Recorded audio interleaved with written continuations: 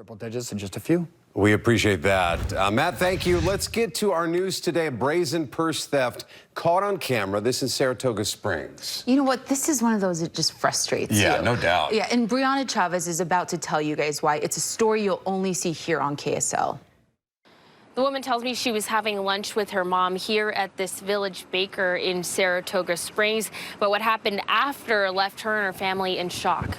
She's just about to take her foot out. Watch as what appears to be a woman grab a purse that was placed underneath Jade Lucero's table with her foot. We were just eating. We were about finished, and my mom reached down to grab her purse because we were getting ready to go. And she looked inside and saw that her wallet wasn't in there. Surveillance footage from the restaurant shows the alleged suspect reach down to pick up the purse and retrieve what Jade says was her mother's wallet, then kick it back. A little girl was kind of sitting close to our table. The little girl and her family walked over to our table and said, "We saw a lady just barely take it," and they just left. Jade's mother quickly canceled her debit and credit cards, later noticing charges made worth hundreds of dollars. We just couldn't believe someone could be so brazen and do it. And I mean, anybody could have been watching. Obviously, that little girl was watching. The incident almost identical to what Joy Thomas experienced back in December at a Panera Bread in Riverton. They just reach over, even with my kids sitting there facing them, and took out the credit cards. Joy reported the incident to Riverton police, but to this point has never gotten an update on the case. KSL reached back out to show her the images of the person seen on surveillance video Saturday in Saratoga Springs. She says it's a match, but police haven't yet weighed in. I mean, they walked in and they didn't even order food, so they just had come and sit down. So it was for sure odd. Meantime, Jade is hoping her experience on Saturday will encourage others to stay vigilant and keep a close eye on their belongings. Obviously, it didn't seem like this was the first time that they had done something like this. And we're told Saratoga Springs police are investigating. Anyone with information is asked to give them a call. In Saratoga Springs, Brianna Chavez, KSL 5 News. Thank you, Brianna. Well, happening today, April 9th. A Salt Lake City firefighter died in a tragic rafting accident over the weekend. Captain Michael Harp was running the Green River at Dinosaur National Monument in Colorado. Officials say his raft flipped over, pinning him underneath. A good friend of his says he was doing what he loved to do. Every chance he got, he'd be doing something that he enjoyed doing. So that would be my biggest takeaway from Mike, is just live to the fullest. There's no other way that Mike would have wanted to go out, you know, having an adventure.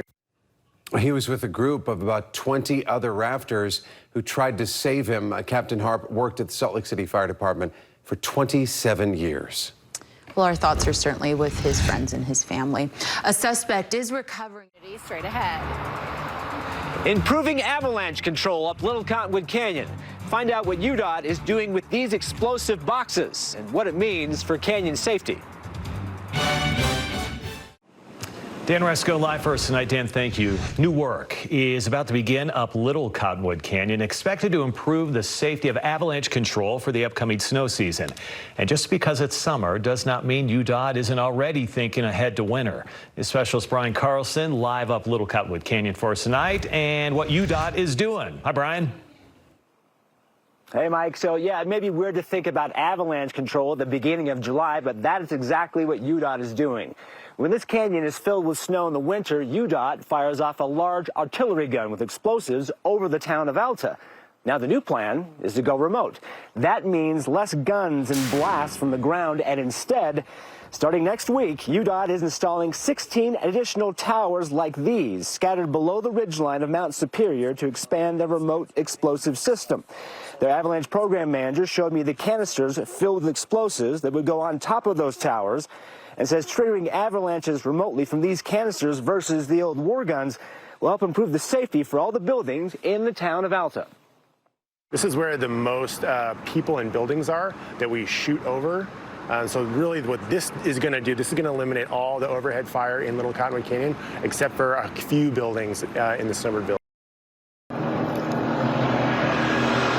Now, as you may imagine, that's pretty welcome news for some of the people that live in the town of Alta, not having to worry about the howitzer blast overhead every time UDOT needs to do avalanche control.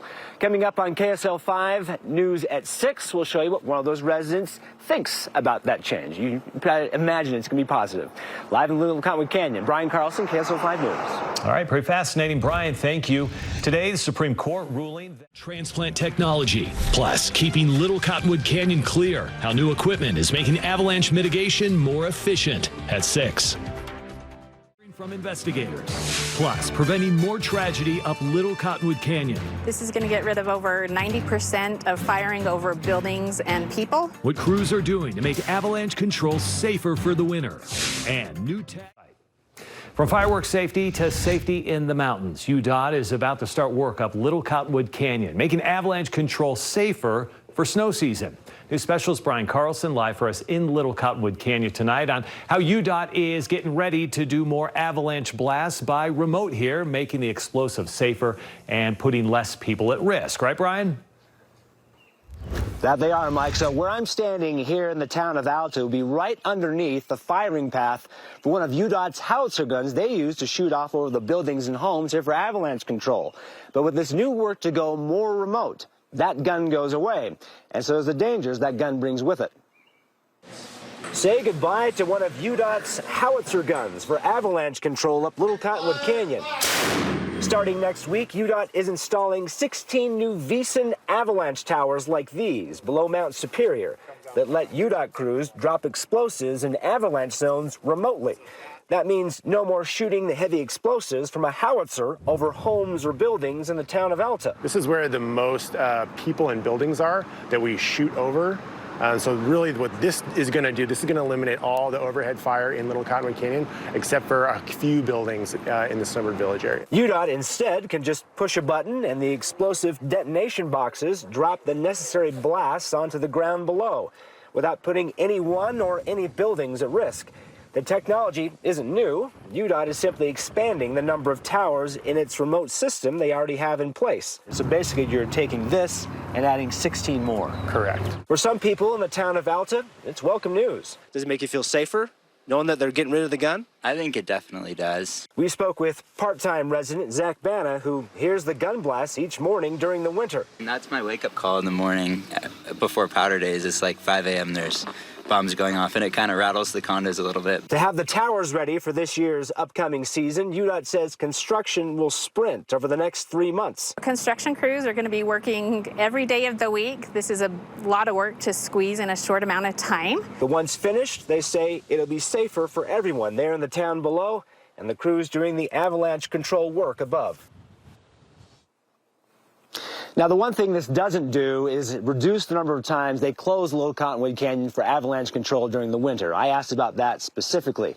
UDOT says it may speed things up a bit, but when that dangerous snow falls, the road still needs to close. Live in Little Cottonwood Canyon, Brian Carlson, KSL-5 News. Back to you. All right, Brian, thank you. Well, an update to a road rage incident.